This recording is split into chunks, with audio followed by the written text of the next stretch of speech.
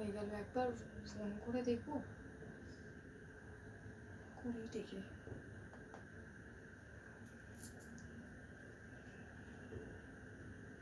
হ্যাঁ হ্যালো, আমি না মানে তোমার অনেক লেট হলো।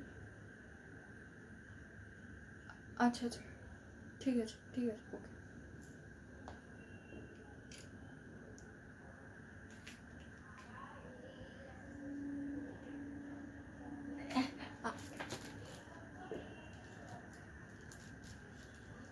মানে ফোন করেছিলাম, মানে তোমার জন্য চিন্তা হচ্ছিল বলেই আমি ফোনটা করলাম। এতক্ষণ তো করিনি বলো। অ্যাজ এ গার্লফ্রেন্ড কি আমার এটাও তোমার থেকে, মানে এইটুকুও কি আমি তোমার থেকে জানতে পারি না যে তোমার কেন লেট হচ্ছে? মানে আমার তো চিন্তা হচ্ছিল, সেই জন্যই তো আমি তোমাকে ফোন করেছি, বলো, আদারওয়াইজ করতাম না। মানে না না না, আর ইউ জোকিং রাইট? মানে আচ্ছা, এইটুকুর জন্য তুমি ব্রেকআপ? না না না, আচ্ছা আপনি, আচ্ছা ঠিক আছে, আমি আর করবো না ফোন, সরি, কিন্তু এইটুকুর জন্য তুমি আমার সাথে ব্রেকআপ? না কি বলতে কি চাইছো? আমি তোমাকে এরকম সারাক্ষণ বিরক্ত করি? মানে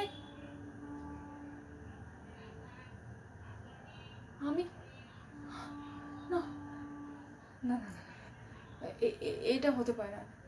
তুমি আমার কথাটা শোনো একবার। আচ্ছা আমরা একটু বসি না, আমরা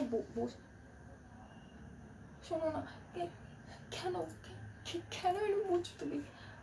আমি আমি তো বুঝতেই পারছি তুমি কেন এরকম।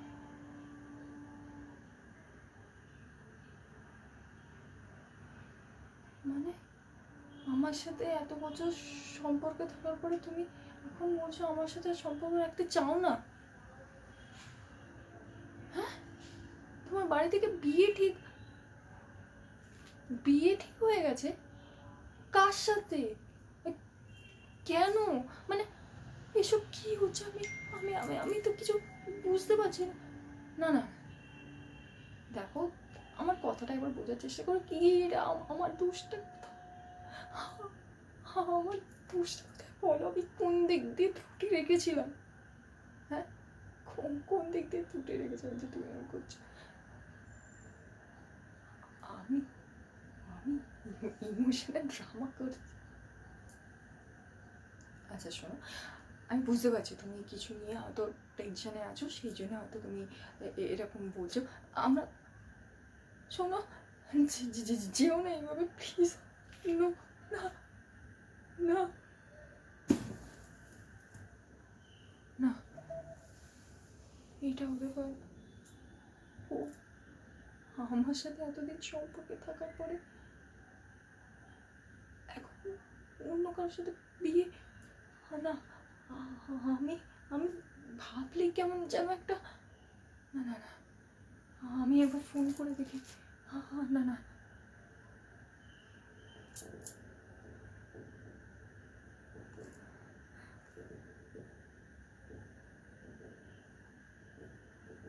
ফোন সুইচ অফ করে দিল।